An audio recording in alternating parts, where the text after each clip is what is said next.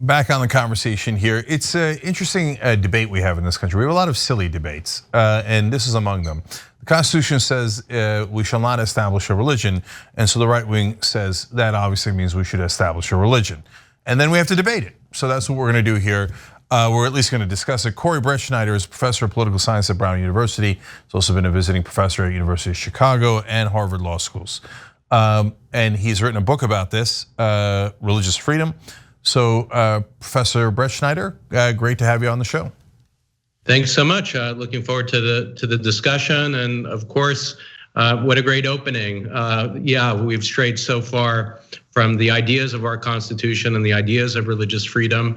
The completely false idea that this is somehow a Christian republic couldn't be further from the truth, and that's what I'm trying to do in this book, partly through my own introductory essay and introductions to the pieces, but also by giving readers access to what the framers like James Madison actually said and what people like John Locke actually said. And when you look at these figures that are often cited by the right wing, you see how far they are from anything that they're purporting to support. So Corey, just to be absolutely clear, because the right wing lies so often that people are confused. Nowhere in the Constitution does it say we're a Christian nation, correct? It not only doesn't say that, it really says the opposite. The part that you hear a lot about now, and it's an important part of the Constitution, our First Amendment talks about Congress not being able to prohibit the free exercise of religion, and that free exercise clause, of course, is familiar and fundamental. Government should never be able to tell people what to believe and how to worship, and certainly not to worship.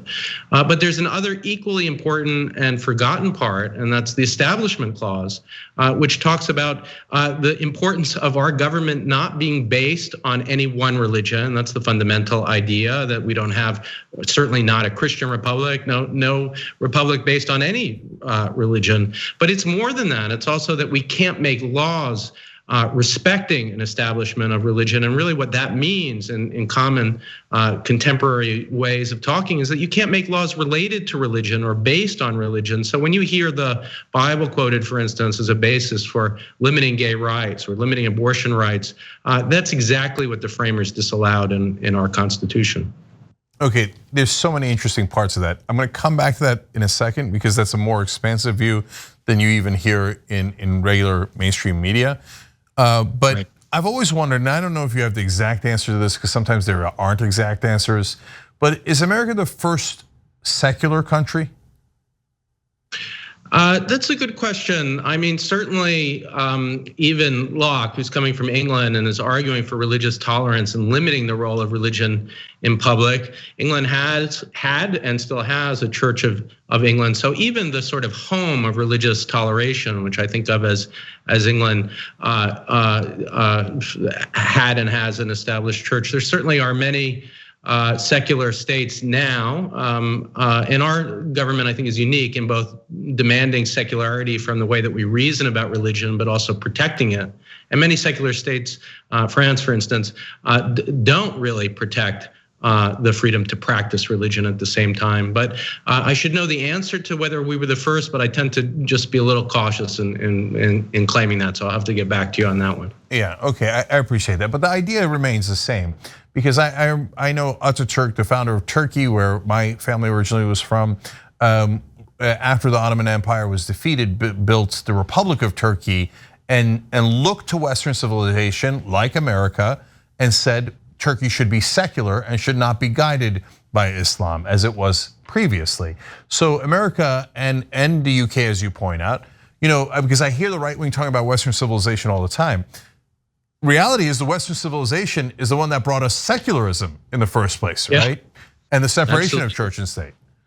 Yeah, the idea, that word Western civilization has been tarnished, I think, by people claiming that the history of the Enlightenment, the history of the founding of this country was something so different from what it actually was. When you're talking about figures like James Madison, he's unbelievably careful to clarify the danger of theocracy. That's one of his primary concerns, and the danger of theocracy is partly in the possibility that You could be ruled by priests in a formal way, but it also has a more pernicious form that I think really speaks to where we are now. And that's within democracy, allowing Congress, for instance, or legislatures to make laws based on religion, to fund religion, really what he was very concerned about, the funding of ministers directly by the state. That was one of his most important concerns in a piece called the Memorial and Remonstrance. But he was also concerned about just reasoning based on religion. And he got that from an earlier influence on the framers, and that's John Locke, who really worried about religious bases for law and talked about the need for secular reasoning when it came to law. And the reason for that is pretty basic, that if you're gonna have a pluralistic society with multiple religions and you base your laws on one religion, you're inherently limiting the free exercise of other religions. So that idea of secularism in our reasoning about law is so fundamental to religious freedom itself. We wouldn't have a free country without it. Look, all of this is relatively obvious if we still lived in the fact-based world. For example, if you said, oh, no, we can't establish a religion. Okay, deal, Islam is the new religion of America. Everybody on board? No, obviously no one's on board. Why? Because then you're worried it would discriminate against Christianity. Exactly, that's our point about every religion and every sect of every religion. Is it going to be the Lutherans? Is it going to be the Pentecostals? Who's going to rule us all? And so the point you're making there, Professor, is critical. It's not just about protecting the state, it's also protecting the church.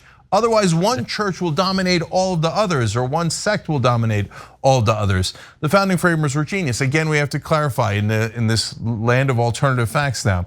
James Madison, not a side character in all of this.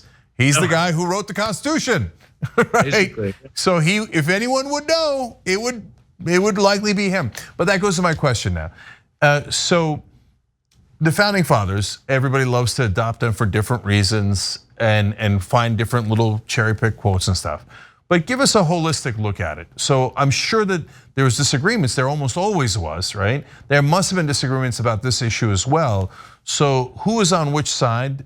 You can tell from the text who won, but I'll ask nonetheless who won.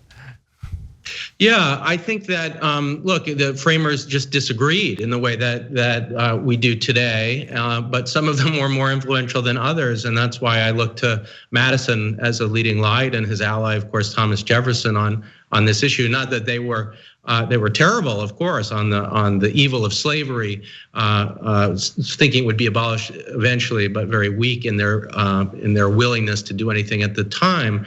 But they did on this issue really capture the thing that's lacking in our own society today, and that's, as you said, the notion that if you make laws based on religion, you'll wind up limiting the religions of others. And they were both, I think, all the framers claimed at least to see Locke as a source for their ideas. And in a way, he's like a mega framer, and he made just exactly the point that you just made so well. I mean, it's almost word for word uncanny.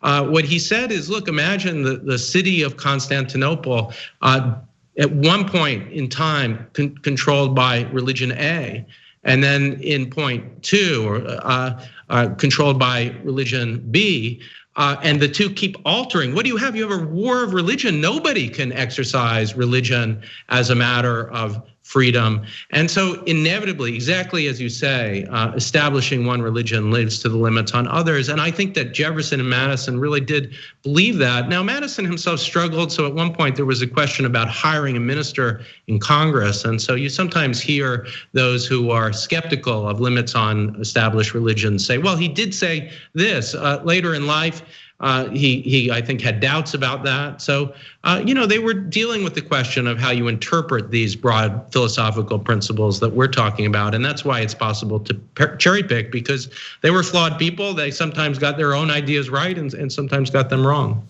Right, but the bottom line on who won is pretty crystal clear because it's in the text of the Constitution, right?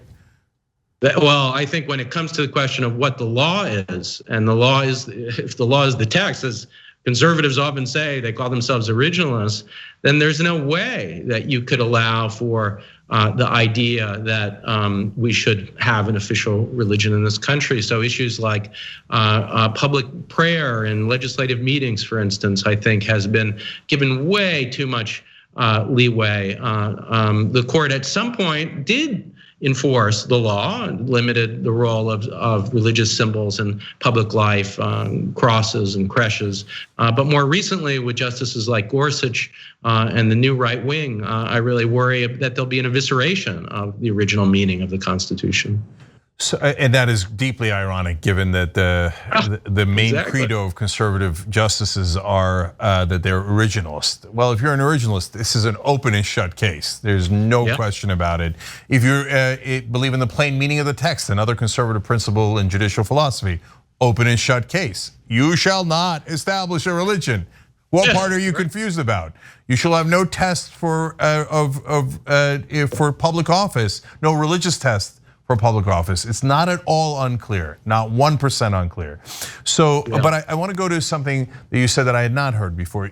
So you're saying that it's not just that, hey, we cannot establish one religion above the others, but even using religion as a basis for a law, or as a rationale for a law, you think is forbidden by the Constitution? Well, you can say as a matter of free speech whatever you like in public debate, but there is and I just amend that slightly to say that if your only reason for a law is your religious reason, then yes, absolutely, the Constitution prohibits that. It requires a secular purpose to be the main purpose of law. So, in debates about marriage equality, for instance, when you heard really straight quotes from the Bible as a reason for limiting it, that's exactly the kind of reasoning the framers wouldn't have allowed. Now, the issue of gay marriage wasn't present in the 18th century, but I think if you reason the way they were reasoning, and you see that actually the only reason to oppose marriage equality is religious reasons, and I think that is true, that a lot of the so-called empirical arguments about why gay marriage would be a bad thing for America turned out to have no basis. So in the end, it was really just a religious reason. And absolutely the framers' principle of anti-establishment, of banning establishment on religion or laws related to it would preclude that kind of reasoning as a basis for law. So as a matter of free speech, you and I can say whatever we want. You could make all the theological arguments you want as a citizen, but when it comes to what's constitutional, laws need a basis in reason apart from religion. So if legislators had public debates, and I like this because I'm a Christian, I like that because I'm a Buddhist, that's all fine and good. But if they say in the legislative discussion, we are passing this only because of our Buddhist principles, that law, no matter what it is, would be unconstitutional. That's an easy case. I don't think even the conservatives on the court would take issue with that. What gets harder is how do we know, and we could take marriage equality again, what the reason for this ban on marriage equality was when we were leading up to it. And to my mind, you could take other issues too, the limit on gay married couples being able to adopt as equals. When you really look empirically, what are the reasons for these? We have to ask, even giving the benefit of the doubt, are there any reasons apart from religion? I think as we start to go through them and we see that they're fraudulent, for instance, that there's no empirical evidence for the idea that many claim that gay marriage would lead to somehow instability in the nation, that what we see is, look, these are, it's common sense when you really get down to it, that these are laws that are based in religion. So one example is the attempt in Colorado to limit the basic rights of gay people, rights in housing and employment. And the Supreme Court there said, look, this law is based in hatred of gay people, it's animus. And if a retort was, no, it's not animus, there's a religious reason for discriminating, the court's answer to that is, sorry, that doesn't fly with our Constitution. Right, now we're past time, but I can't help but ask one last thing. Look, it sounds like Madison, Locke, back in the UK as a philosopher, Jefferson, so Jefferson ripped out huge portions of the Bible. They would be considered radical progressives today, yes, by the right wing. And back then they were even more radical progressives, weren't they? Right. Absolutely. I think if you take these supposed conservative icons and you look at what they said, and as you point, I don't want to lose your really central point in this whole discussion, what they actually put in to the Constitution, the language, they would be seen as radical left, progressives, anti-religion. Of course, they're not anti-religion, and that's the point that you and I are taking. They're all about defending religious freedom, and thus the name of my book. Yeah, I got a perfect way to solve this. Anytime anybody proposes law that we should be ruled by religion, I say, okay, great. Let's just put all the religions in a hat and then we'll pick one and we'll see how it goes.